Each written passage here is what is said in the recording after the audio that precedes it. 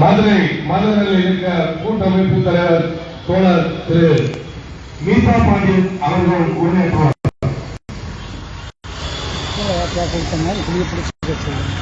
Video தொலை சொந்தம் பண்ணிட்டு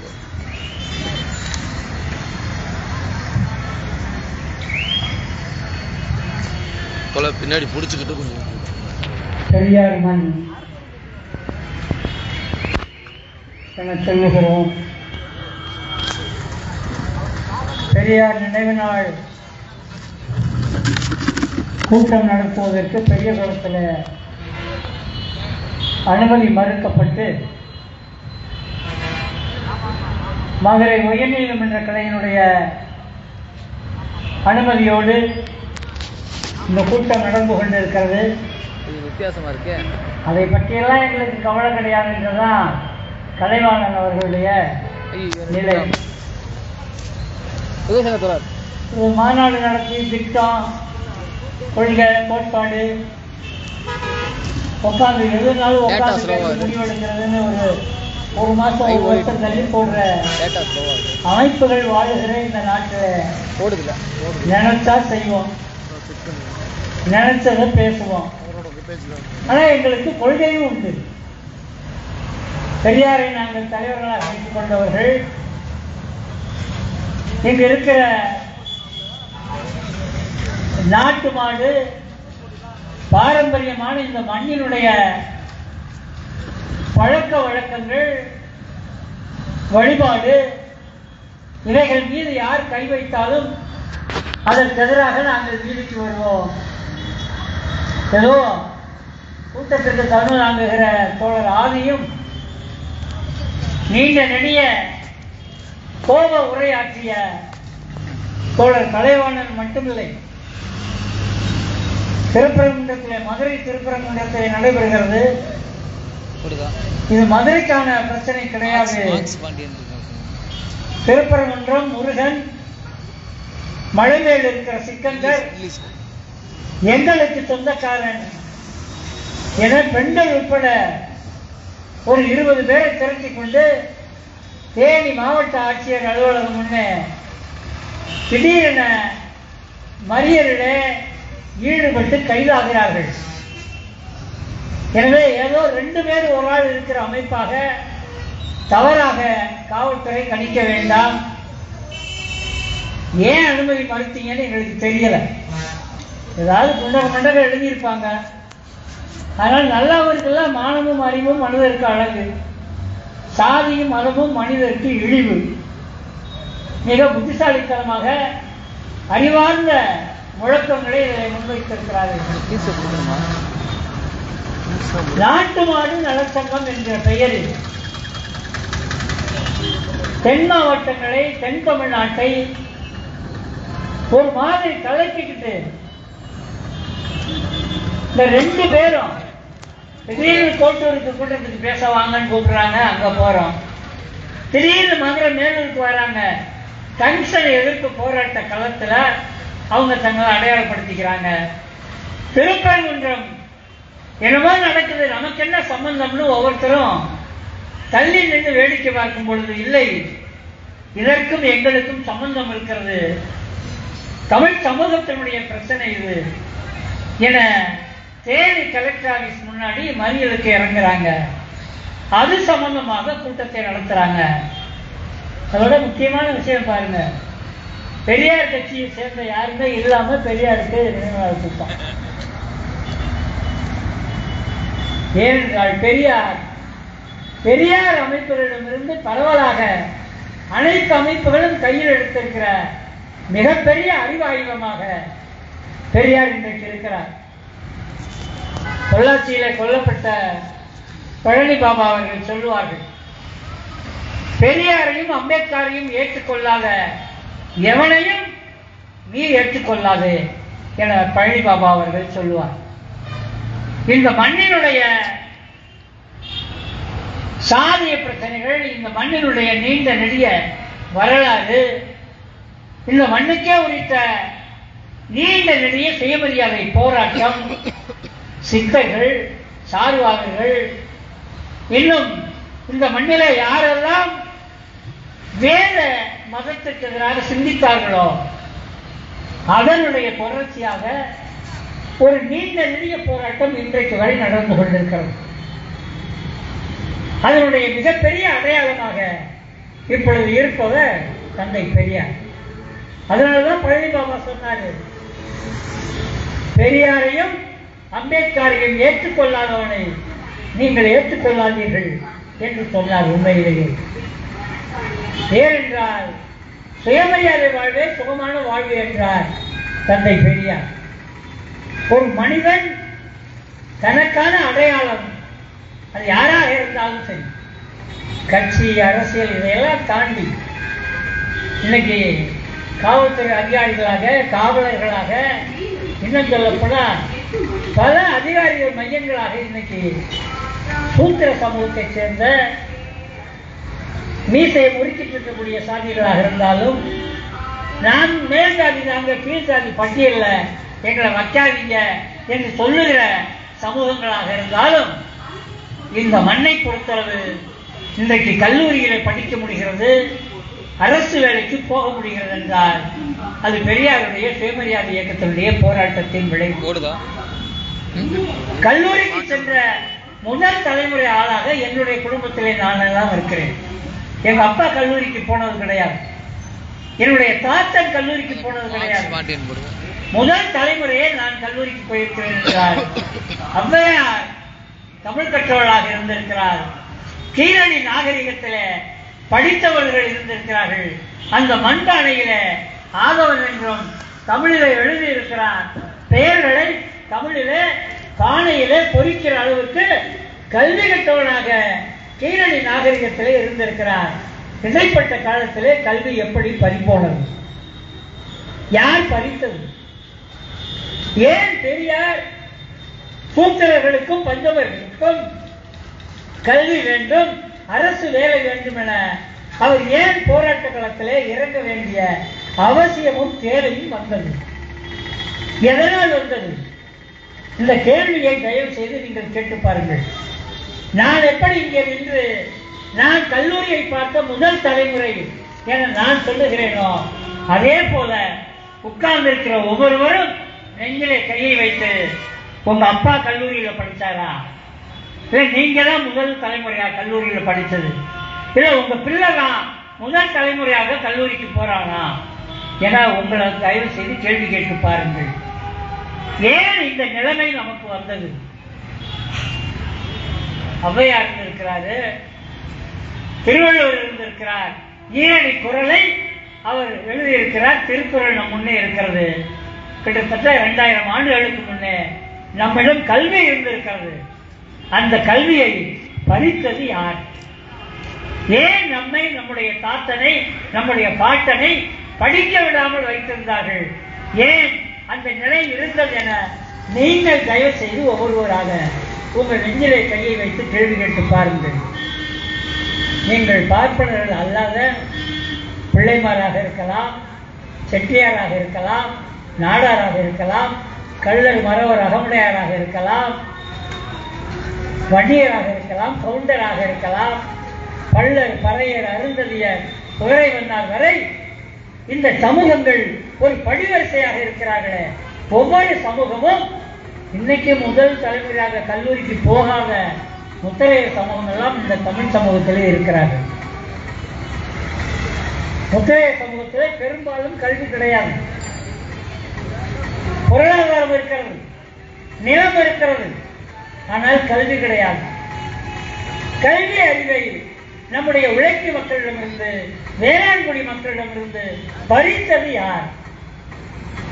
இந்த கேள்வியை நீங்கள் கேட்டீர்களே ஆனால் நீங்கள் வந்து சேருகிற இடம் தந்தை பெரியாராக இருக்கும் நண்பர்கள். பெரியாரிடம் வந்து சேருவீர்கள். ஏனென்றால் அவர் காங்கிரஸ் கட்சியில் இருக்கும் பொழுது நாம் நிறைய தோணுவதையெல்லாம் பேசுவது என பேச முடியாது. தோழர் கலைவாணனுக்கு இருக்கிற சுதந்திரம் எங்களுக்கு கிடையாது. பெரியாருடைய நினைவு நாள் அது டிசம்பர் 24ஆம் தேதி. இன்றைக்கு பிப்ரவரி 13ஆம் தேதி நின்று கொண்டிருக்கிறோம். அப்படி ஒவ்வொரு தேதியாக நகர்ந்து பார்த்தால் 12ஆம் தேதி 12ஆம் தேதி என்பது சின்னமருதனுடைய மகன் துரைசாமி 500 பேருக்கு மேலே சிவகங்கை மாவட்டம் திருப்பத்தூரில் தூக்கிலேற்றப்பட்டு சின்னமருதமும் பெரிய மருதமும் தூக்கிலேற்றப்பட்டு அதுவும் கூண்டுக்குள்ளே வைத்து தூக்கிலே வெளியே விட்டா நம்மளை கொன்றுவான்னு பயந்து போய் வெள்ளை அதிகாரிகள் திருப்பத்தூரில் கூண்டுக்குள்ளே வைத்து சின்னமருதை தூக்கிலேற்றுகிறார்கள். 500 பேருக்கு மேல். ஒரே சாதியை சேர்ந்தவர்கள் கிடையாது நண்பர்களே. இந்த மண்ணுக்காக போராடியவன் எவனும் ஒரே சாதியை சேர்ந்தவன் கிடையாது. வேலு நாச்சியாரோடு துணைக்கு இருந்தது மந்திரியாக இருந்தவர் பிள்ளைமார் சமூகத்தை சேர்ந்தவர். அவருடைய தளபதிகளாக இருந்தவர்கள் மறவர் சமூகம் கிடையாது. வேலு நாச்சியார் மறவர் சமூகம், சின்ன மருதுவும் பெரிய மருதுவும் அகமுடையார் சமூகத்தை சேர்ந்தவர்கள். அவர்களுடைய கணவன் வேலு நாச்சியாருடைய கணவன் படுகொலை செய்யப்பட்ட பிறகு அந்த மண்ணை பறித்துக் கொண்டார் கிழக்கிந்திய கம்பெனி. இவர்கள் விழுந்தடித்து ஓடி வருகிறார்கள். திண்டுக்கல்லிலே அவர்கள் அடைக்கலமாகி அவர்களுக்கு அடைக்கலம் கொடுப்பவர்கள் விருப்பாச்சி நாயக்கர் சமூகத்தை சேர்ந்தவர்கள். 8 ஆண்டுகள் விருப்பாச்சி நாயக்கருடைய பாதுகாப்பிலே இருந்து படை நடத்தி அவர்களுக்கு படை உதவி செய்தது ஹைதர் அலி, அவருடைய மகன் திப்பு சுல்தான், இஸ்லாமியர்கள். ஆக ஒரு பெரிய அணிவரிசை, ஒரு பெரிய கூட்டணி, பல்வேறு சமூகங்களைச் சேர்ந்த கூட்டணி இந்த மண்ணை நேசித்த எங்களுடைய அதிகாரம் சிவகங்கை எங்கள் மண் என வரலாற்றிலே ஒரு மண்ணை இழந்த பிறகு போராடி மீட்ட வரலாறு என்பது சிவகங்கை மண்ணை மீட்ட வரலாறு மட்டும்தான். தமிழ் சமூகத்திலே தமிழ்நாட்டிலே இழந்த மண்ணை மீட்ட வரலாறு என்பது நண்பர்களே. அந்த மண்ணை ஆட்சி செய்து கொண்டிருந்த சின்ன மருது பெரிய மருது கிழக்கிந்திய கம்பெனியால் தூக்கிலிடப்படுகிறார்கள். 500 பேருக்கு மேலே. அந்த ஊரை சேர்ந்தவர்கள் படை வீரர்களாக இருந்தவர்கள். இன்றைக்கு பட்டியல் சமூகங்கள் சொல்லப்படுகிற அன்றைக்கு இருந்த பல்லர் சமூகம், பறையர் சமூகம், அருந்ததியர் சமூகம், பல சமூகங்களைச் சேர்ந்தவர்கள் தூக்கிலேற்றப்படுகிறார்கள். 500 பேருக்கு மேலே திருப்பத்தூரில். என்றைக்கு? அக்டோபர் 24ஆம் தேதி. அதற்கு பிறகு எஞ்சிய ஒரு 73 பேர், சின்ன மருதனுடைய மகன் துரைசாமி அவன் உட்பட ஒரு 73 பேரை பினாந்திக்கு நாடு கடத்துகிறார்கள். அப்படி நாடு கடத்திய நாள் பிப்ரவரி 12ஆம் தேதி நண்பர்கள். பிப்ரவரி 11 இந்தியாவிலே கம்யூனிஸ்ட் கட்சி மாநாடு என கான்பூரிலே நடந்தது. அந்த கம்யூனிஸ்ட் கட்சி மாநாட்டிற்கு தலைமை தாங்கிய முதல் ஆள் தமிழ்நாட்டைச் சேர்ந்த அருமை தோழன் சிங்காரவேலன் நண்பர்களே. அவருடைய நினைவு நாள் பிப்ரவரி 11. அவருடைய பிறந்த நாள் பிப்ரவரி 18. இதே மாதம் சிங்காரவேல, பெரியார், ஜீவா என 3 பேர் இணைந்து ஈரோட்டு வேலை திட்டம் என ஒரு வேலை திட்டத்தை உருவாக்கினார்கள். பெரியார் சொன்னார், இனிமேல் நீங்கள் என்னை தோழர் என கூப்பிடுங்கள் என்று சொன்னார். தோழர் என என்னை அடையுங்கள், ஐயா குய்யான்லாம் சொல்லாதீங்கன்னு. அதுக்கு பிறகு தோழரை மறந்துட்டாங்க, ஐயா குய்யா வந்துருச்சு. தோழர் பெரியார், தோழர் ராமசாமி என என்னை அடையுங்கள் என சொன்னார். பிப்ரவரி 11 சிங்காரவேலன் அவர்களுடைய நினைவு நாள். மே தினத்தை இந்தியாவிலேயே தமிழ்நாட்டிலே சென்னையிலே முதல் மே தினத்தை சென்னையிலே நடத்தியவர் தோழர் சிந்தனை சிற்பி சிங்காரவேலர் அவர்கள். சென்னை கடற்கரையிலே அவர் மீனவர் சமூகத்தை சேர்ந்தவராக இருந்தாலும் முதல் கம்யூனிஸ்டாக 25 இந்திய கம்யூனிஸ்ட் கட்சி என்கிற முதல் மாநாடு கான்பூரிலே நடப்பதற்கு முன்பு முதல் மே தினத்தை சென்னையிலே நடத்தினார். முதல் தொழிற்சங்கம் உருவானது சென்னையிலே. சக்கரை செட்டியாரும் சிங்காரவேலன் இணைந்துதான் அந்த முதல் தொழிற்சங்கத்தை நடத்தினார்கள், தொடங்கினார்கள் நண்பர்கள். ஏன் இதையெல்லாம் சொல்லுகிறேன் என்றால், இதுவெல்லாம் இல்லாமல் பெரியார் என்ற தனித்த ஒன்று கிடையாது. பெரியாரை தனித்து தள்ளிட்டு போயிடலாம்னு யாரு நினைச்சாங்கன்னா அது தவறான செயல். பெரியாரை பற்றி நீங்கள் சிந்திக்கும் பொழுது சிங்காரவேலரை தெரிந்தாக வேண்டும். சிங்காரவேலரை தெரியும் பொழுது தோழர் ஜீவாவை தெரிந்தாக வேண்டும். பெரியாரை தெரிந்து கொண்ட பொழுது 1937 அவர் 25 வரை காங்கிரஸ் கட்சியிலே இருக்கிறார்கள். காங்கிரஸ் கட்சியினுடைய தமிழ்நாட்டுடைய தலைவர் அன்றைக்கு யார் என்று கேட்டால் ஈவே ராமசாமி, நாயக்கர் என்று சொல்லப்படுகிற ஈவே ராமசாமி அவர்கள்.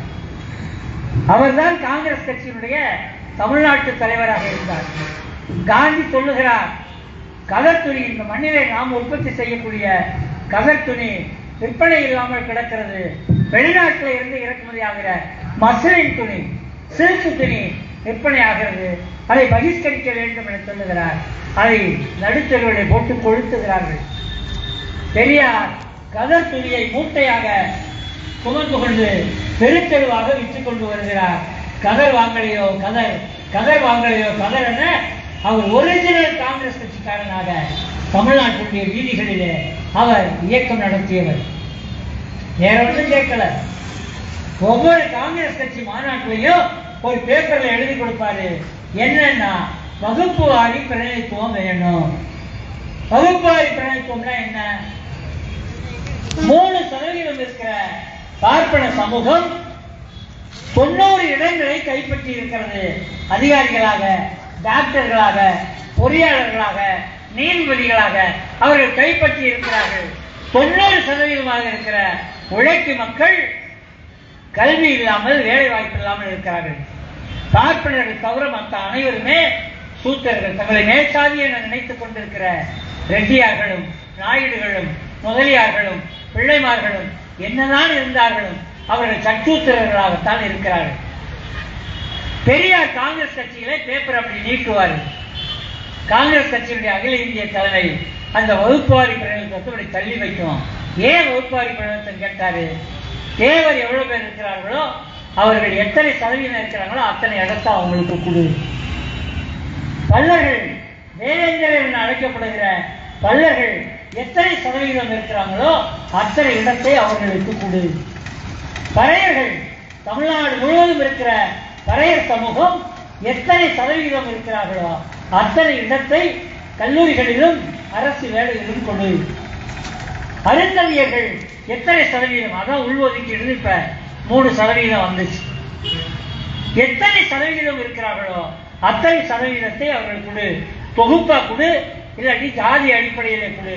இதுதான் வகுப்பு வாரி பிரதிநிதித்துவம். 3% தான் இருக்கிறார்கள் தமிழ்நாட்டிலே. பிராமணர்கள் என்று அழைக்கப்படுகிற ஐயர், ஐயங்கார் என்கிற சமூகம், அது பார்ப்பனர்கள் என சொல்லுகிறோம். பிராமணர் என சொன்னால் பிராமணர், சத்திரியன், சூத்திரன், பஞ்சமன அந்த அடுக்கு வரிசையை ஏற்றுக்கொள்ள வேண்டி இருக்கும் என்பதால் பெரியார் பிராமணன் என சொல்லாது பார்ப்பனர்கள் என சொல்லுங்கள் என பெரியார் சொல்லிவிட்டு சென்றார். இன்றைக்கு வரை அந்த சொல்லாடல் பயன்படுத்திக் கொண்டிருக்கிறது. இப்படி ஒவ்வொரு மாநாட்டிலும் காங்கிரஸ் மாநாடுகளில் பெரியார் வைப்பார், அதை தள்ளி விடுவார்கள். திடீரென ஒரு பிரச்சனை வருகிறது. முக்கியமான காங்கிரஸ் கட்சியில் இருக்கிற தலைவர் ஒருத்தருடைய பையன்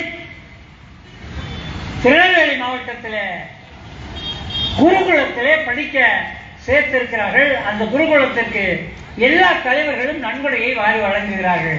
பெரியார் குடும்பமும் வாரி வழங்கி இருக்கிறது. அந்த சேரன்மாதேவி என்கிற குருகுலம் திருநெல்வேலியிலிருந்து மேலப்பாளையம் வழியா போனீங்கன்னா சேரன்மாதேவி. சேரன்மாதேவி குருகுலத்தில் படிக்கிற மாணவர்களுக்கு, பிராமண மாணவர்களுக்கு ஒரு வரிசை, பிராமணர் அல்லாத இந்த மீசையை முறுக்கிற சூத்திர சாதி மாணவர்களுக்கு இன்னொரு வரிசை. பஞ்சமர்களுக்கு அங்கே இடம் கிடையாது. சூத்திரர்கள் என்று சொன்னால் கூட அதுவும் கொஞ்சம் மேல்கட்ட சூத்திரர்கள் தான் அவர்கள் இருக்கணும். அந்த பையன் வீட்டில் வந்து அப்பாட்ட சொல்றான், ஐயருக்கு தனியா சாப்பாடு போடுறாங்க, எங்களுக்கு தனியா சாப்பாடு போடுறாங்க, அவங்களுக்கு வேற வரிசை, எங்களுக்கு வேற வரிசைன்னு சொன்னோம்ல. காசு அள்ளி கொடுப்பது இந்த மண்ணினுடைய வளர்ந்த சமூகங்கள், வேளாண் குடிகள், இந்த மண்ணிலே பிறந்த பூர்வகுடியாக இருக்கிற பட்டியல் சமூகம் தொடங்கி சூத்திரர்கள் வரை இந்த மண்ணினுடைய மக்களாக இருக்கிறார்கள். ஆனால் கல்வி வழங்கப்படுகிற சேரன்மாதேவி குருகுலத்திலே பிராமணர்களுக்கு ஒரு வரிசை, பிராமணர் அல்லாதாருக்கு ஒரு வரிசை. இதை கேள்விப்பட்டவுடன் பெரியார் கொதிக்கிறார். காங்கிரஸ் கமிட்டிகளே பெரிய சண்டை நடக்கிறது. நான் கொடுக்கிறேன் நன்கொடை, யார் யாரோ கொடுக்கிறாங்க நன்கொடை. ஆனால் சேரன்மாதேவி குருகுலத்தை நடக்கிற கவேச ஐயர் எப்படி 2 வரிசை போடலாம், சாதி ரீதியாக 2 வரிசை நியாயம்தானா என்கிற கேள்வியை பெரியார் எழுப்புகிறார். யாரும் ஏற்றுக்கொள்ள தயாராக இல்லை. பெரியார் காங்கிரஸ் கட்சியை விட்டு வெளியே வருகிறார். வெளியே வந்தவர் அவர் முன்வைப்பதுதான் சாதி அடிப்படையிலே இழிவு இருக்கக்கூடாது. சாதி அடிப்படை அதுவரை அவர் இடஒதுக்கீடு தான் கேட்டுக்கொண்டிருந்தார். இந்த மண்ணினுடைய வேளாண் குடி மக்களுக்கு கல்வியிலே ஒதுக்கீடு வேண்டும், அரசு வேலையிலே ஒதுக்கீடு வேண்டும். அப்பொழுது டாக்டராக யாரும் சேர முடியாது. மெடிக்கல் காலேஜில் மருத்துவக் கல்லூரியில சேரணும்னா உங்க குடும்பத்தை சேர்ந்தவன் சமஸ்கிருதம் படிச்சிருக்கணும். சமஸ்கிருதம் படிச்சிருந்தாதான் நீங்க MBBS டாக்டர் படிப்புக்கு சேர முடியும். இதுதான் தமிழ்நாட்டினுடைய மருத்துவக் கல்லூரிகளுக்கான விதியாக இருந்தது. வேற யாரும் சேர முடியாது. புள்ளவா சேர முடியாது, சேர்வாறு சேர முடியாது, பள்ளரோ பறையரோ அருந்ததியரோ சேரவே முடியாது. சமஸ்கிருதம் படித்திருந்தால் தான் சேர முடியும் என்ற நிலை இருந்தது. அதற்கு எதிராக குரல் எழுப்பினார்கள். வெள்ளக்காரன் தான் அந்த சட்டத்தையே நீக்கினான். 47க்கு முன்னாடியே இப்படி ஒவ்வொரு சட்டமாக நீக்க வேண்டிய நிலைமை வந்தது. ஏனென்றால் ஆட்சி என்பது அக்ரஹார ஆட்சியாக இருந்தது. தமிழ்நாட்டில் வேளாண் குடி மக்கள் நான் 5 ஏக்கர் வச்சிருக்கேன், 10 ஏக்கர் வச்சிருக்கேன், நான் நிலக்கலார் கல்யாண பத்திரிகைகள் போடுவாங்க. நம்மளால இப்பையும் பேரை போட்டுட்டு கீழே நிலக்கிழார்னு போடுவான். என்னடா நிலக்கலாறு, 1 ஏக்கர் வச்சிருக்கவனே நிலக்கலாறுன்னு போடுவான், 9 ஏக்கர் வச்சிருக்கவனே நிலக்கலாறுன்னு போடுவான், 50 ஏக்கர் வச்சிருக்கவனே நிலக்கலாறுன்னு போடுவான், நிலக்கிழார்னு போடுவான். வாங்க நிலக்கலார் பத்திரம் பதியலாம் அப்படின்னு பத்திரம் வச்சு கொடுத்தீங்களா, அவர் இப்படி கையை பின்னாடி வச்சுக்கிட்டே வருவாரு. நிலக்கிழார் பெரிய ஊர்ல பெரிய ஆளு, கையெழுத்து கொண்டுவாங்க, சாமின்னு சொல்லுவாங்க. துண்டெல்லாம் தோல்ல இருக்கிற துண்டை கீழே தான் எடுப்பாங்க. ஆனா அவர் அக்ரஹாரத்துக்கு போனார்னா அவர் துண்டை தோல்ல இருந்து எடுத்து கையில போட்டுக்குவார். அவர் பின்னாடி கையை வச்சுக்கிட்டே வருவாரு. வாங்க பத்திரத்துல கையெழுத்து போடுங்க அப்படின்னு சொன்னா வேகமா கட்ட வரல இப்படி புரட்டுவார். ஏனென்றால் கல்வி கிடையாது. கல்வி கிடையாது.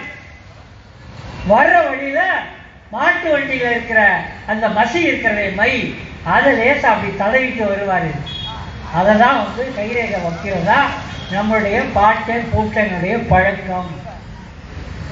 இன்னைக்கு பிள்ளைங்க டிகிரி படிக்குது, பிஜி படிக்குது, ஐடி வேலை பார்க்குது, சென்னையில் வேலை பார்க்குது. என் பிள்ளை சில வீட்டு பிள்ளைங்க வெளிநாட்டுக்கு நாங்கள் அனுப்பியிருக்கோம்னு பெருமையாக தெரிவிக்கொள்கிறோமே. அன்றைக்கு பெருமை கிடையாது, எருமையாக நாம் இருந்தோம் என்பதுதான் வரலாறு. அன்றைய வரலாறு எருமைகளுக்கு பெருமை கிடையாது. சாதி பெருமையை தவிர வேற ஒரு மயிரும் கிடையாது.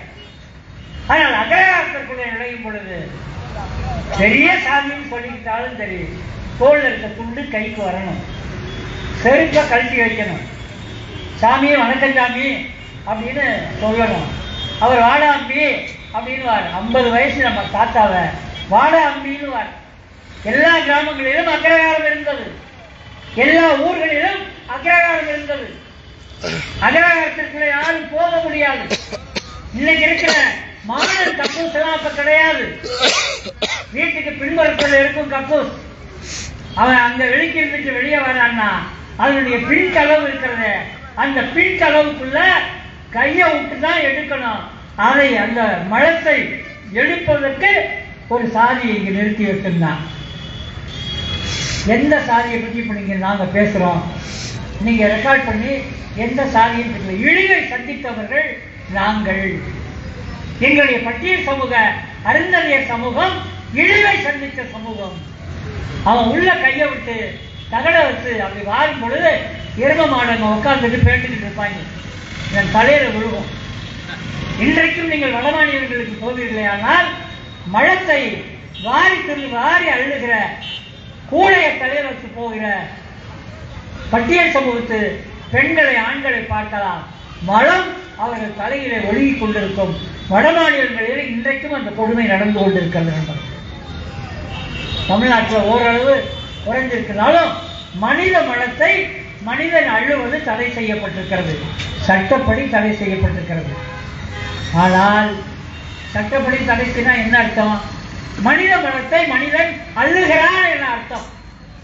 ஒரு அரசு மனித மலத்தை மனிதன் அள்ளக்கூடாது என சட்டம் போடுகிறது என்றால் மனிதன் சாக்கடைக்குள்ளே இறங்கக்கூடாது, மனிதன் மலக்குழிக்குள்ளே இறங்கக்கூடாது, வேற யாரும் இறக்கக்கூடாது. அப்படி இறக்கினால் நீ கிரிமினல், அது கிரிமினல் குற்றம். அதிகாரியோ ஒப்பந்ததாரரோ அல்லது கம்பெனிக்காரனோ அல்லது வீட்டில் இருக்கிற முதலாளியோ ஒருவனை டிச்சுகளை இறங்கி கிளீன் பண்ணு அப்படின்னு சொன்னா அது கிரிமினல் குற்றம். மனித மலத்தை மனித கழிவுகளை மனிதன் அள்ளுவதற்கு இறங்கக்கூடாது என இந்தியாவிலே சட்டம் போடப்பட்டிருக்கிறது. சட்டம் தான் இருக்கு. இந்த பேப்பர்ல சீனின்னு எழுதி நக்குனா இனிக்காது. சீனி சக்கரை சித்தப்பா, சீட்டில் எழுதி நக்கப்பான்னுவான் கிராமங்களில் பழமொழி. பேப்பர்ல சீனின்னு எழுதினா நக்குனா இனிக்காது. அது போல சட்டமாக இருக்கிறது. வன்கொடுமை தடுப்பு சட்டம் சட்டமாக இருக்கிறது. டொமஸ்டிக்கல் வயலன்ஸ், வீட்டில் பெண்களை சித்திரவதை செய்வது, அடிப்பது, தாக்குவது, மண்டையை உடைப்பது, கையை உடைப்பது என்பது சட்டமாக இருக்கிறது, தடை சட்டமாக இருக்கிறது. மனித மலத்தை மனிதன் அள்ளக்கூடாது என்பது சட்டமாக இருக்கிறது. ஆனா வீட்டில் அப்புறம் சாக்கடை அப்படி நிரம்பிச்சுனா வேகமா ஒரு சக்கரையை கூப்பிடுறான். அப்படிதான் பழக்கப்படுத்தப்பட்டது இருக்கிறாங்க. நம்ம ஆளுங்க காதல் திருமணங்களை பற்றி நாங்க பேசிக்கிட்டு இருக்கோம். ஒரு உயர்ந்த மட்ட விஷயத்தை பேசிக்கிட்டு இருக்கோம் நாங்க. ஏனென்றால் அண்ணல் அம்பேத்கர் சொன்னார், அகமண முறை என்பது ஒழிக்கப்பட வேண்டும் என சொன்னார். அகமண முறை ஒழிக்கப்பட வேண்டும். இங்கே காதல் சாதி வரிப்பு திருமணங்கள் நடைபெற வேண்டும். மாமா மச்சான் பங்காளி என அழைத்துக் கொள்கிற உறவு முறையாக சமூகங்களுக்கிடையே மாற வேண்டும் என்கிற செய்திகளை அண்ணல் அம்பேத்கர் எழுதி வைத்தார். அதனால்தான் அகமண முறை, அகம் நமக்குள்ளே தனக்குள்ளேயே திருமணம் செய்துகிற முறை தவறானது என அண்ணல் அம்பேத்கர் சொன்னார். அதோடு அவர் நிறுத்தவில்லை. பெரியார் எப்படி சுயமரியாதை வாழ்வே சுகமான வாழ்வு என சொன்னாரோ, உனக்கு சுயமரியாதை இல்லைன்னா நீ அடிமையா இருக்கேன்னு அர்த்தம், கையை கட்டிக்கிட்டு இருக்கேன்னு அர்த்தம், கும்பிட்டு விழுகிறேன்னு அர்த்தம், அடுத்தவன சாமின்னு சொல்றேன்னு அர்த்தம். சுயமரியாதை உண்மையிலே உனக்கும் மரியாதை இல்லை, சுயமரியாதை வாழ்வே சுகமான வாழ்வு என பெரியார் சொன்னார். அம்பேத்கர் கூடுதலாக சொன்னார், நான் யாருக்கும் அடிமை இல்லை என்றார். அப்படின்னா அம்பேத்கர் மட்டும் இல்ல, ஒவ்வொரு மனிதனும் கண்ணாடி முன்னாடி நின்று நான் யாருக்கும் அடிமை இல்லை என சொல்ல வேண்டும் என்றார். ஒவ்வொருவனும் நீ தேவராக பிறந்திருக்கலாம், பிள்ளைமாராக பிறந்திருக்கலாம், கல்லராக பிறந்திருக்கலாம், நாடாராக பிறந்திருக்கலாம், பல்லராக பறையராக அருந்ததியராக பிறந்திருக்கலாம். நீ கண்ணாடி முன்னாடி நின்று நான் யாருக்கும் அடிமை இல்லை என சொல்ல வேண்டும். எனக்கு மேல எவனுமே கிடையாது, நான் யாருக்கு கீழேயும் கிடையாது என்று சொல்ல வேண்டும் என அம்பேத்கர் சொன்னார். அதே நேரம் நான் யாருக்கும் அடிமை இல்லை என சொல்லுகிற அதே நேரம் எனக்கு யாரும் அடிமை இல்லை என்று சொல்ல வேண்டும் என கூடுதலாக அம்பேத்கர் சொன்னார். எல்லாரும் நான் யாருக்கு அடிமை இல்லை சொல்றதுக்கு தயாரா இருக்காங்க. நான் உனக்கு அடிமை கிடையாது அப்படின்னு சொல்றதுக்கு தயாரா இருக்கான். ஆனா ஒவ்வொருத்தரும் ஒரு அடிமை தேவைப்படுது. பார்ப்பனர்களுக்கு முதலியார் அடிமை அடுத்த சாதி, முதலியாருக்கு செட்டியார் அடுத்த சாதி, செட்டியாருக்கு பிள்ளைமார் அடுத்த சாதி, பிள்ளைமாருக்கு அடுத்து கல்லர் மறவர் அகமுடையார் அடுத்த சாதி. அதிலேயோ புறமளக்கலர் கொண்டாந்து கீழே வச்சிருவான். நம்ம உசிலம்பட்டி தேடிக்காங்க, அதுக்கும் கீழே வச்சிருவான். அதற்கு கீழே நாடார்ன்ற ஒரு சாதி தேவைப்படுது. நாடாருக்கு கீழே முத்திரையர் தேவைப்படுது. முத்திரையருக்கு கீழே பல்லர் தேவைப்படுது. பல்லருக்கு கீழே பறையர் தேவைப்படுது. பறையர் சாதிக்கு கீழே சக்கிலியர் சாதி தேவைப்படுது. இவங்க எல்லாத்துக்கும் கீழே புதர வண்ணார்கள் தேவைப்படுது. இவங்களுக்கு தோய்த்து போடுறதுக்கு ஒரு சாதி, சாதா வண்ணார், புதர வண்ணார். சாதா வண்ணார் மற்ற எல்லாருக்கும் பழைப்பார். புதர வண்ணார் பட்டியல் சமூகத்தை சேர்ந்தவர்களுக்கு துவைச்சு கொடுப்பார். இது தொடர வந்தார். இப்படி ஒரு சாதி அடுக்கு, ஒவ்வொரு சாதிக்கு கீழும் ஒரு சாதி இருக்கிறது. அது படிக்கட்டாக இருக்கிறது, ஏணியாக இருக்கிறது. ஒவ்வொரு சாதிக்கு மேலேயும் ஒரு சாதி இருக்கிறது, ஒவ்வொரு சாதிக்கு கீழேயும் ஒரு சாதி இருக்கிறது. சாதி என்பது பிளவாக இல்லை, சாதி என்பது அடுக்காக இருக்கிறது. இதுதான் சாதிய கட்டமைப்பு. அதனால்தான் அம்பேத்கர் சொன்னார், நான் யாருக்கும் அடிமை இல்லை, எனக்கு யாரும் அடிமை இல்லைன்னு சொன்னார். அதையும் சேர்த்து சொல்லுங்கள். நீ யாருக்கு அடிமை இல்லாம இருக்கலாம், ஆனால் உனக்கு கீழே ஒரு அடிமை இருக்கக்கூடாது. அனைவரையும் சமமாக பார். உன்னை மற்றவன் சமமாக பார்க்க வேண்டும். நீ உனக்கு கீழே இருப்பவன் என்று சொல்பவனை சமமாக பார்க்க வேண்டும். சமத்துவமே நம்முடைய பொது நீதியாக இருக்க வேண்டும். சமத்துவமே எல்லோருக்குமான உரிமையே, எல்லோருக்குமான கல்வி வாய்ப்பு, எல்லோருக்குமான அரசு வேலை வாய்ப்பு சமூக நீதியாக இருக்க வேண்டும் என பெரியாரும் அம்பேத்கரும் சொன்னார். சமூக நீதினா அதுதான். சமூக நீதி வெறும் இடஒதுக்கீடு மட்டும் இல்ல. இஸ்லாமியர்கள் இந்த மண்ணில எல்லோருக்கும் இணையானவர்கள். அவர்கள் இந்த மண்ணினுடைய மக்கள். அவங்க எங்கேயோ அரபு நாட்டில இருந்து வந்தவங்க கிடையாது. இஸ்லாமியர்கள் அரபு நாட்டில இருந்து வந்தவங்க. அப்ப யாரு இஸ்லாமியர்கள்? இயேசு பிறந்த ஜெருசலேமிலிருந்து வந்தவங்க கிடையாது. அங்கிருந்து சிலுவையை சுமந்துக்கிட்டு இங்க வந்தவங்க கிடையாது. கிறிஸ்தவர்கள் இந்த மண்ணினுடைய மக்கள். கடற்கரை ஓரங்களில் இருக்கிற மீனவ சமூகம் கிறிஸ்தவர்களாக இஸ்லாமியர்களாக மாறி இருக்கிறார்கள். மீனவ சமூகத்திற்கு அடுத்து இருக்கிற நாடா சமூகம் கிறிஸ்தவர்களாகவும் இஸ்லாமியர்களாகவும் மாறி இருக்கிறார்கள். இந்த மண்ணினுடைய மக்கள். இன்னும் பல கிராமங்களுக்கு போனீர்களானால் மதம் மாறிய நாடார்கள், மதம் மாறாத நாடார்கள். மதம் மாறிய பல்லர்கள், மதம் மாறாத பல்லர்கள். மதம் மாறிய பறையர்கள், மதம் மாறாத பறையர்கள் என ஒரே ஊர்ல காளியாத்தாள் கும்பிடுறவனு இருப்பான், சர்ச்சுக்கு போறவனு இருப்பான். காளியாத்தாள் கும்பிடுறவனு இருப்பான், மசூதிக்கு போறவனு இருப்பான். ஆனா அவன் ஒரே சாதியிலே பிறந்தவன். 2 தலைமுறைக்கு முன்னாடி பாத்தீங்கன்னா அவன் இவனுக்கு மாமனாக, மச்சானாக, பங்காளியாக, பாட்டனாக, பூட்டனாக இருந்தவன். அப்புறம் எப்படி அவன் முஸ்லீமாவும் கிறிஸ்தவனாகவும் மாறினான்? ஏன் மாறினான் அப்படி நீ தெரிஞ்சுக்கணும்னா பெரியார் பேசியதை, பெரியார் எழுதியதை நீ வாங்கி படிக்கணும். அதை தெரிந்து கொள்ள வேண்டும். ஏன் கிறிஸ்தவர்களும் இஸ்லாமியர்களும் இந்த மண்ணில் உருவானாங்க? எதனால அவர்கள் இஸ்லாமியர்களாக மாறினார்கள்?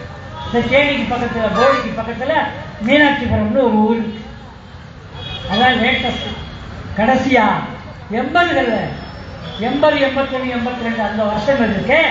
அதுல உருவான ஒரு கிராமம் மீனாட்சிபுரம் கிராமம். அந்த மீனாட்சிபுரம் கிராமத்தை சேர்ந்த பழைய பல்லர் சமூகம் அப்படியே முஸ்லீமாக மாறியது. அந்த கிராமத்தை நோக்கி சங்கராச்சாரி வாரா, RSS காரன் வாரா, பாஜக காரன் வாரா, சிருங்கேரி சங்கராச்சாரி வாரா, எல்லாரும் உங்க தேனி மாவட்டம், அப்ப மதுரை மாவட்டம் வர்றான். போடிக்கு பக்கத்துல இருக்கிற மீனாட்சிபுரத்துக்கு ஒடியாரான். ஏன் நீங்க முஸ்லீமா மாறுறீங்க? தமிழர்களாக இருந்த பல்லர்களாக இருந்தவர்கள் தமிழ் இஸ்லாமியர்களாக மாறுகிறார்கள். அவன் தமிழன் தான். பிறப்பாலும் மொழியாலும் தமிழன், வழிபாட்டாலும் மதத்தாலும். நேற்று வர அவன் சாமியை கும்பிட்டுக்கிட்டு அவனை சமமா ஏற்றுக்கிறதுக்கு தயாராக இல்லை. அதோடைய விளைவு மீனாட்சிபுரம் கிராமம் அப்படியே இஸ்லாமியர்களாக மாறினார்கள். இப்படித்தான் கடற்கரை ஓரத்தில் இருப்பவர்கள் கிறிஸ்தவர்களாக, இஸ்லாமியர்களாக மாறினார். நாகூரில் இருக்கிறவன் பூரா தமிழ் சமூகத்தை சேர்ந்தவன். நாகர்கோவில், கன்னியாகுமரி கடற்கரை ஓரம் இருக்கிறவன் பூரா தமிழ் சமூகத்தை சேர்ந்தவன். பேசிக்கிட்டே இருக்கும்போது சர்ச்சு மணி அடிக்குது, சர்ச்சில் இருந்து பேசுறாங்களே, இந்த சர்ச்சை சேர்ந்தவன், இந்த மண்ணை சேர்ந்தவன் மதம் மாறினான். ஒன்று அவன் பல்லர் சமூகத்தை சேர்ந்தவனா இருப்பான், இல்லாட்டி பழைய சமூகத்தை சேர்ந்தவனா இருப்பான், அல்லது நாடார் சமூகத்தை சேர்ந்தவன். மதம் மாறியவன், மொழியாலும் இனத்தாலும் தமிழர்கள். ஆனால் அவர்கள் வழிபாட்டாலும் மதத்தாலும் இஸ்லாமியர்களாக கிறிஸ்தவர்களாக மாறினார்கள். சாதி ஒடுக்குமுறை, சாதி ஒடுக்குமுறை. பக்கத்தில் வராது, தொடாது, கோயிலுக்குள்ளே வராது. டீ கடையில் உனக்கு சமமான டீ கிளாஸ் கிடையாது. கொட்டாங்குச்சி தான், அதுவும் கையில ஊத்த மாட்டோம். இப்படி ஒரு பைப்பில் ஊற்றுவோம், அது வந்து குழாயில விழுகிற மாதிரி விழுகும். நீ கொட்டாங்குச்சியில பிடிச்சிட்டு தான் பிடிக்கணும். இன்றைக்கும் மதுரை மாவட்டத்தினுடைய உசிலம்பட்டி தாலுகா, திருமங்கலம் தாலுகா, ஆண்டிப்பட்டி தாலுகா, தேனி மாவட்டத்தில் இரட்டை டம்ளர் முறை என்பது இன்றைக்கும் இருக்கிறது. எதிர்த்து போராடியவன் சுயமரியாதை உள்ளவனாக மாறினான். எதிர்த்து போராடாதவன் இன்னைக்கும் கொட்டாங்குச்சியில வாங்கி குடிச்சுக்கிட்டு இருக்கான். காலை நக்கி படைத்தவன் இன்னைக்கு கிராமங்கள்ல அதே சாதிய ஒடுக்குமுறையை சந்திக்கிறான். எதிர்த்து போராடியவன் பாட்டனை இழந்திருக்கிறான், தாத்தனை இழந்திருக்கிறான், அப்பன் காயப்பட்டிருக்கிறான், இன்றைக்கும் போராடி கொண்டிருக்கிறான். ஒரு ஆட்டோ ஸ்டாண்ட் வைக்கிறது கேணியில போராடினாங்க. ஆட்டோ ஓட்டுறதுன்றது விவசாயம் பொய்யா போச்சு, உழைக்க வழி இல்லை. கட்டட தொழிலுக்கு போறான், ஆட்டோ தொழிலுக்கு போறான், சுமை தூக்குற தொழிலுக்கு போறான். இந்த சாதிக்காரன் இந்த இடத்துல யூனியன் வைக்கலாம், இந்த சாதிக்காரன் இந்த இடத்துல யூனியன் வைக்கக்கூடாது.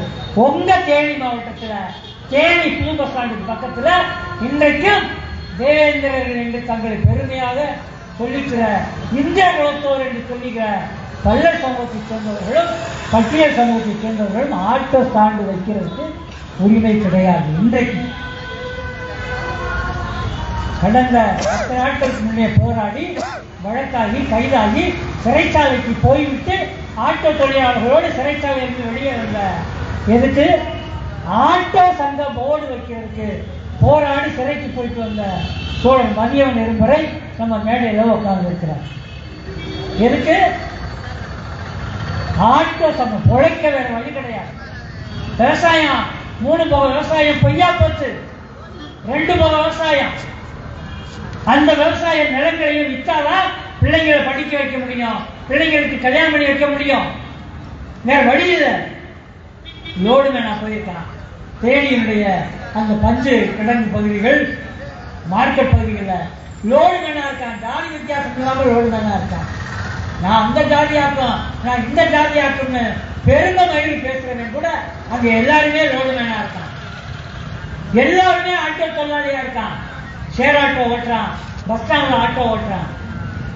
எவன் எங்க ஸ்டாண்டு வைக்கலாம், என்ன ஜாதிக்கான ஸ்டாண்டு வைக்கலாம்ன்ற நிலைமை இன்னைக்கு இருக்குன்னா இஸ்லாமிய மாறாம கிறிஸ்தவனை மாறாம வேற என்ன மையா மாறுவான்?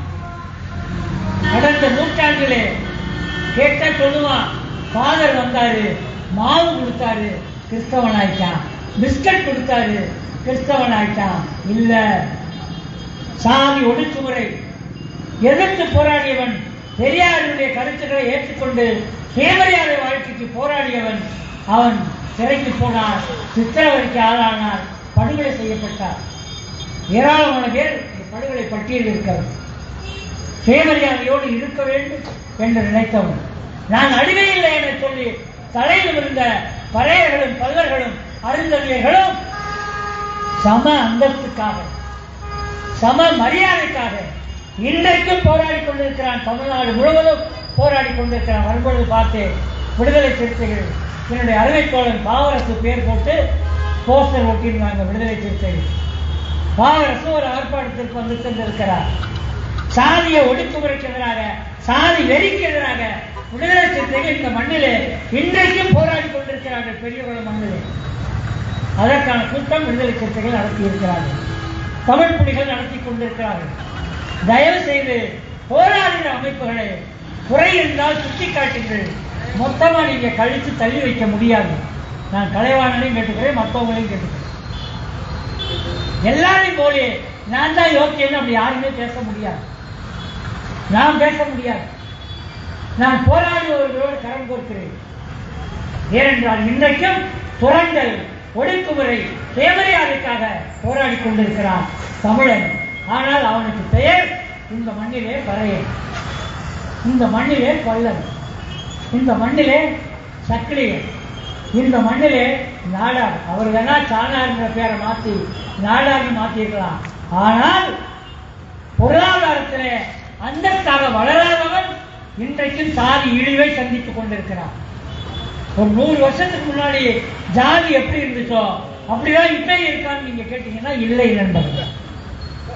பெரியார் பார்ப்பனர்கள், சத்திரியர்கள், வைசியர்கள், சூத்திரங்கள் எல்லாம் 4 வருடம் இருக்கிறது என்பதை படிச்சு தெரிஞ்சுக்கிட்டார். அவர் டிகிரி படித்தவர் இல்லை.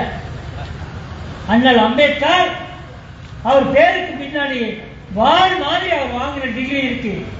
லண்டன்ல படிச்சது, இந்தியாவில் படிச்சது, வெளிநாடுகளில் படித்த பட்டம் இருக்கிறத அம்பேத்கருடைய பெயருக்கு பின்னே வால் போல நீளமாக போய் கொண்டிருக்கிறது. இந்த மண்ணிலே அறிவாளியை அவன் அறிவை வைத்து மதிப்பது என்பது வழக்கம்.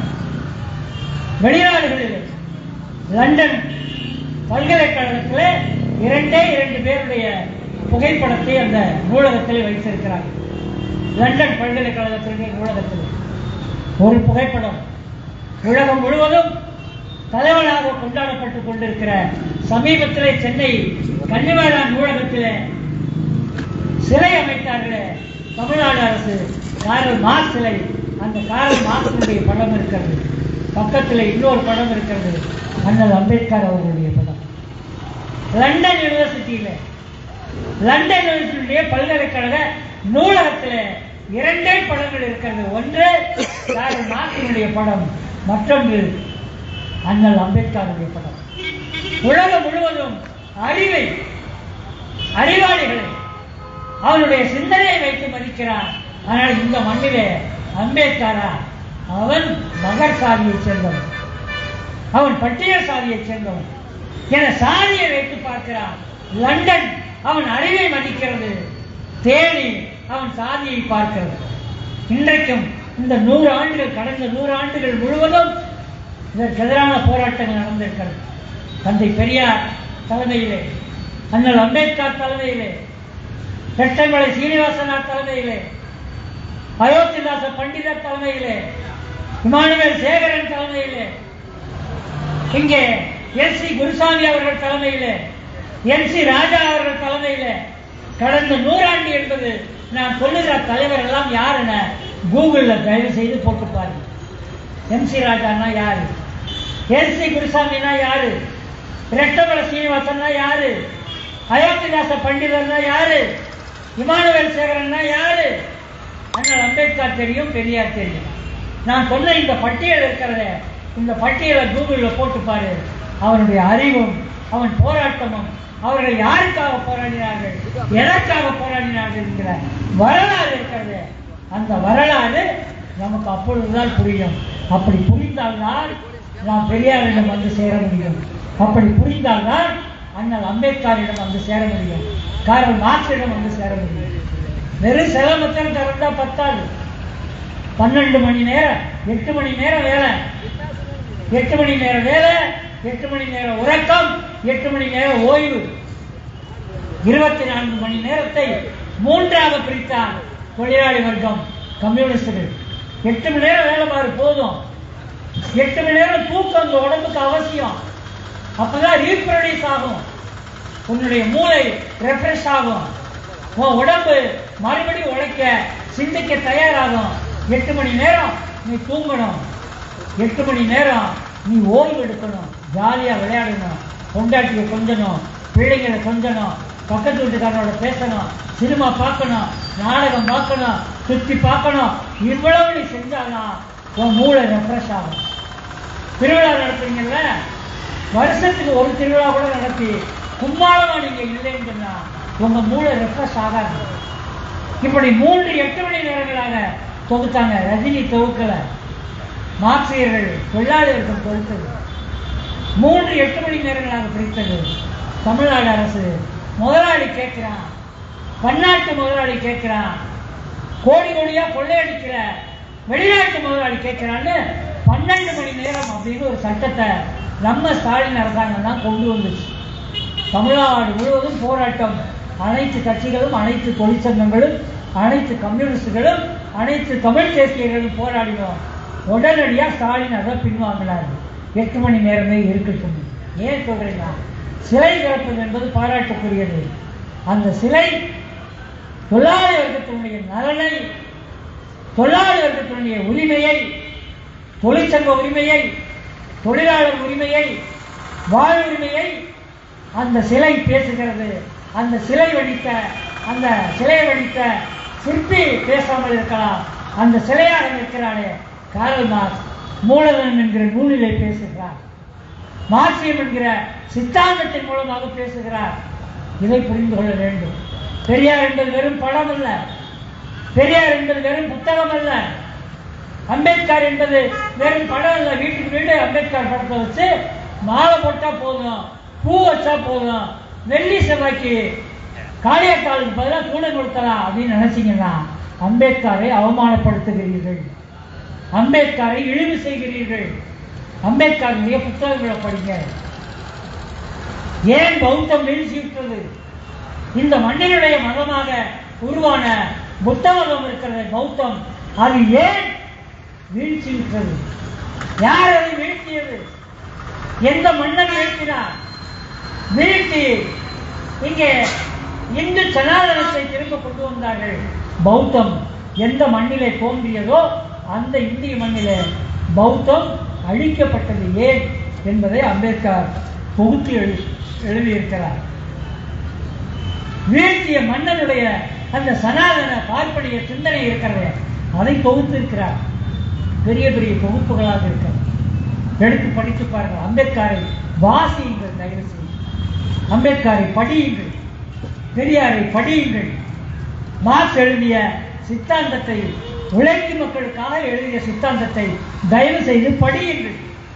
அவர்கள் வெறும் படங்கள் அல்ல, அவர்கள் பாடங்களாக, சிந்தனையாக, அரசியலாக, சித்தாந்தங்களாக இருக்கிறார்கள்.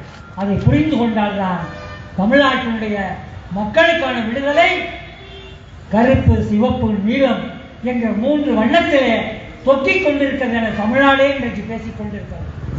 சிவப்பு என்றால் காரல் மார்க்ஸ், கம்யூனிசம்; கருப்பு என்றால் பெரியார், சுயமரியாதை இயக்கம்; நீலம் என்றால் அம்பேத்கர், அடித்தட்டு மக்களுடைய அதிகாரம் என்பதாக இது முன்னே நின்று கொண்டிருக்கிறது. இந்த 3 சிந்தனை போக்குகளும் ஆதிக்கத்துக்கு எதிராக சிந்திக்கிறது. மார்க்ஸ், அம்பேத்கர், பெரியார் இந்த 3 சிந்தனை போக்குகளும் சுரண்டலுக்கு எதிராக பேசுகிறது. அம்பேத்கர் சொல்லுகிறார், முதலாளித்துவத்திற்கு எதிராகவும் சாதியத்திற்கு எதிராகவும் நாம் போராட வேண்டும் என சொல்லுகிறார். பார்ப்பன சனாதனத்திற்கு எதிராகவும் முதலாளித்துவத்திற்கு எதிராகவும் போராட வேண்டும் என அம்பேத்கர் சொல்லுகிறார். பார்ப்பன சனாதனம் என்ன? சனாதனம் தான். இதை மட்டும் சொல்லிவிட்டு நான் முடிக்க தயாராக இருக்கிறேன். என்ன சனாதனம்? தலையில பிறந்தவன் பிராமணன், தலையில பிறந்தவன், அதாவது நெத்தியில பிறந்தவன் பிராமணன், தோளில பிறந்தவன் சத்திரியன், தொடையில பிறந்தவன் வைசியன், காலில பிறந்தவன் சூத்திரன். அது எல்லாம் கிடையாது. உள்ள எங்க பிறக்கணும்னு எல்லாத்துக்கும் தெரியும். டாக்டருக்கு போனால் தெரியும், ஆஸ்பத்திரிக்கு போனால் தெரியும், இயற்கையை, மருத்துவத்தை படித்த எல்லோருக்கும் தெரியும். ஏன்னா இதையெல்லாம் கற்றுத்தந்த டார்வின் இருக்கிறாரே, அவருடைய பிறந்த நாள் நேற்றைய தேதி. மனித உயிர் எப்படி தோன்றியது?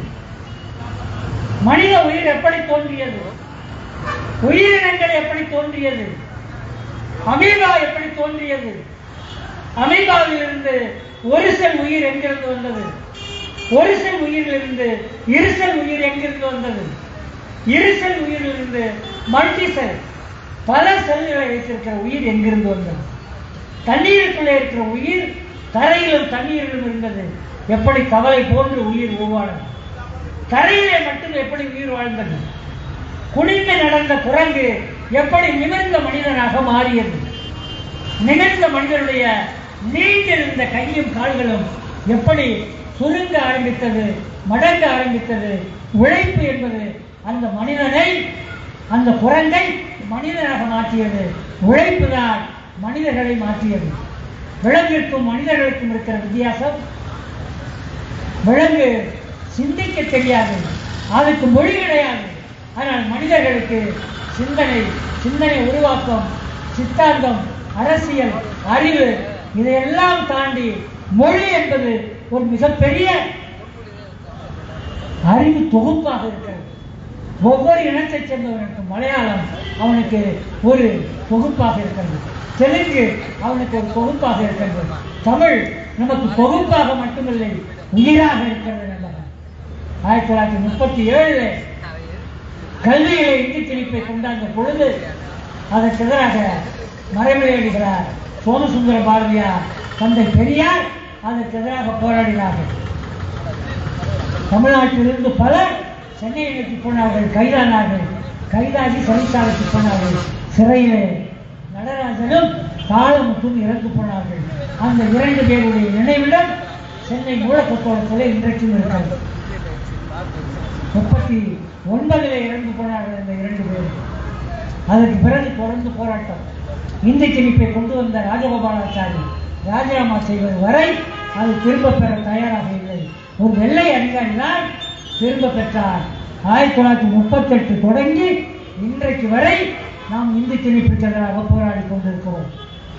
மும்பை திட்டம், தமிழ், ஆங்கிலம், இந்தி 3ஐயும் ஏற்றுக்கொள்ளவில்லை என்றால் உங்க தமிழ்நாட்டுக்கு நிதி கிடையாது என அமித்ஷா சொல்லுகிறார், மோடி சொல்லுகிறார், அமைச்சர்கள் சொல்லுகிறார்கள். மும்பை திட்டத்தை நீ ஏற்றுக்கொள்ளவில்லை என்றால் தமிழ்நாட்டுக்கு நிதி கிடையாது என்றான். ஓப்பனா சொல்றான். அதற்கு எதிராக இன்றைக்கும் இந்தி திணிப்புக்கு எதிராக போராடுகிறோம். இருமொழி திட்டம் தான் தமிழ்நாட்டுடைய திட்டம் என தமிழ்நாடு முதலமைச்சர் அறிவித்திருக்கிறார். நண்பர்கள், தமிழும் ஆங்கிலமும் தான். ஒரு நீண்ட நெடிய போராட்டம், மொழி போராட்டம் நடந்த மண் இது. பெயரோடு தமிழரசன், தமிழ்ச்செல்வன், தமிழரசி, தமிழ் முதல்வன் என தமிழ் என்கிற மொழியை பெயர்களோடு சேர்த்து வைத்திருக்கிற ஒரு அடையாளம் தமிழ்நாட்டில் மட்டும்தான் என்பவர்கள் உண்டு. நம்மளை தான் சொல்றான். நெத்தியில பிறந்த பிராமண உயர்ந்த ஜாதி, தோல்ல பிறந்த சத்திரிய மன்னரா இருந்தான், தொடையில பிறந்த வைசிய வியாபாரம் பண்ணான், காலில் பிறந்த சூத்திர இந்த 3 பேருக்கும் சேவை செய்கிறவனாக இருந்தான் அப்படின்னு இருக்கணும்னு மனு சாஸ்திரத்தில் எழுதி வச்சிருக்கான்.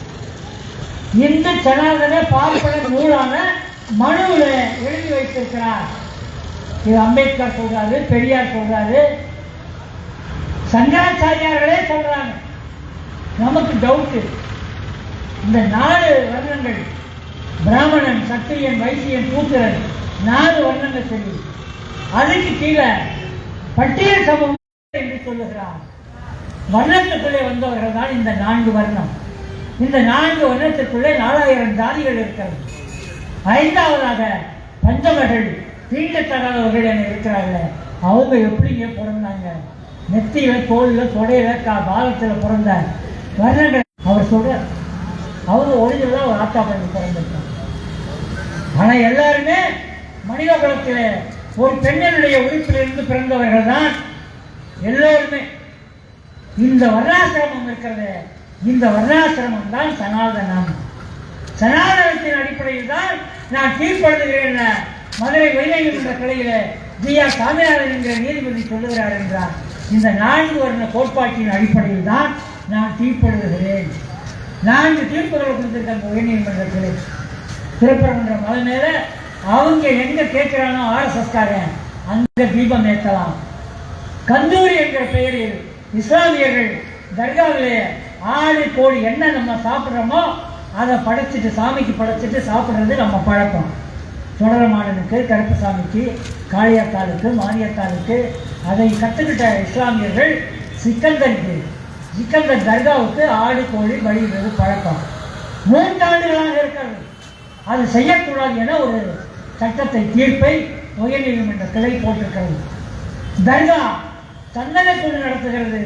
அந்த சந்தனக்கூட்டுக்கு கொடியேற்றுகிறார்கள். மலையின் மீது ஊரே சுற்றி வந்து சந்தனக்கூட்டுக்கு கொடியேற்றுகிறார்கள். கீழே சந்தனக்கூடு நடக்கிறது. டிசம்பர் 21ஆம் தேதி சந்தனக்கூடுக்கு கொடியேற்றுறாங்க. தர்காவில் மலைக்கு மேலே போய் ஜனவரி 6ஆம் தேதி சந்தனக்கூடு நடக்கிறது. ஊரே வேடிக்கை பார்க்குது. நாங்கள்லாம் அங்கே இருக்கோம். போலீஸ் எங்களை சுற்றி இருக்கு, அதிகாரிகள் இருக்கிறாங்க, HRNC, இந்த அறநிலையத்துறை இருக்கிறது, கோயில் நிர்வாகம் இருக்கிறது, எல்லாரும் இருக்க அந்த கொடிமரம் ஏற்றப்பட்டது. சந்தனக்கூடு நடந்தது ஜனவரி 6ஆம் தேதி. நீதிமன்றம் உத்தரவு போடுகிறது. யார் கொடியேற்றியது அந்த கொடியை அகற்ற வேண்டும் என நீதிமன்றம் உத்தரவு போடுது. எந்த சட்டத்தின் அடிப்படையில்? இஸ்லாமியர்கள் யாராவது கம்ப்ளைண்ட் பண்ணாங்களா? இஸ்லாமியர்கள் யாராவது மறுத்தாங்களா? இஸ்லாமிய சட்டப்படி தப்புன்னு சொன்னாங்க. ஆனால் கிடையாது. யாரோ ஒருத்தர் ராம ரவிக்குமார்னு ஒரு கிறுக்கு பையன் மனு கொண்டு போடுறான். அந்த மனுவை வாங்கிக்கிட்டு நீங்க தீர்ப்பு போடுறாங்க. கிறுக்குத்தனமான சனாதன தீர்ப்புகளை உயர்நீதிமன்ற நீதிபதிகள் ஜி.ஆர். சாமிநாதன், ஸ்ரீமதி என்ற 2 பேர் போட்டாங்க. இதற்கெல்லாம் எதிராக போராடுவதுதான் சனாதனத்துக்கு எதிராக, சனாதன பார்ப்பன தர்மத்திற்கு எதிராக போராடி சூத்திரர்களும் பஞ்சவர்களும் சகோதரர்களாக முட்டாம மோதாம, உனக்கு மேல இருக்கிற ஆதிக்க சக்தியை பார்க்காம, உனக்கு கீழே இருக்கிற சாதியை பார்த்து அவனோட மோதலாம் நீ நினைக்கிறது கிறுக்குத்தனமானது, அயோக்கியத்தனமானது, லூசுத்தனமானது. உனக்கு மேல இருக்கிற உன்னைய கூத்துறேன்றான், உனக்கு மேல இருக்கிற உன்னைய கீழ் சாதின்றான். நீ அவனை தானே கூப்பிட்டு வீட்டை திறந்து வைக்கிற, அவனை தானே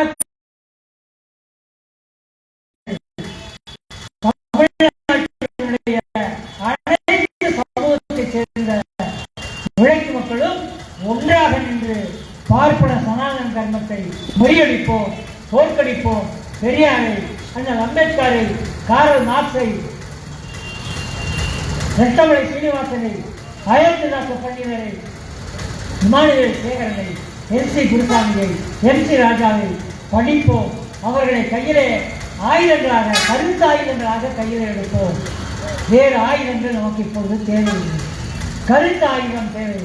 மார்க்ஸ் இந்த உலகம் முழுவதும் புரண்டல் எப்படி நடக்கிறது, எப்படி அமெரிக்கா அங்கே இருந்து உன் நாட்டினுடைய வேளாண்மையிலே இறக்குமதி பண்றான், வேளாண் பொருள்கள் இறக்குமதி ஆக போகுது, இந்தியாவுக்கு அமெரிக்காவிலிருந்து இறக்குமதி ஆக போகுது, பால் பொருள்கள் இறக்குமதி ஆக போகுது.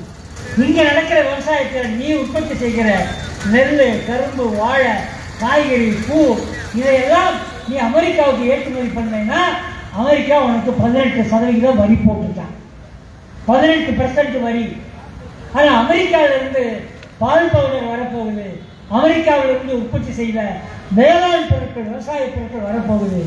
இந்தியாவில் அமெரிக்காவிலிருந்து வர்ற பொருட்களுக்கு 18% வரியா? கிடையாது. 10% வரியா? கிடையாது. 5% வரியா? கிடையாது. 0% வரியை மோடி போட்டிருக்கிறார்.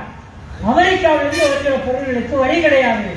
ஆனால் தேனியில் இருக்கிற பெரிய வளர்ச்சி விவசாயி அமெரிக்காவுக்கு ஒரு பொருளை அனுப்பினால் அங்கே 18% வரி கட்டணும். இது போன்ற அநியாயங்கள் மோடி ஆட்சியில் நடைபெறுகிறது. இந்த மோடியோடு பிஜேபியோடு கூடி குழாவுகிற எவனாக இருந்தாலும் தமிழர் விரோதிகள் பாரதிய ஜனதாவை, அவருடைய கூட்டணி கட்சிகளை புறந்தள்ளுவோம், தோற்கடிப்போம். வாய்ப்புக்கு நன்றிகள் விடைபெறுகிறேன். நன்றி, வணக்கம் தோழர்கள்.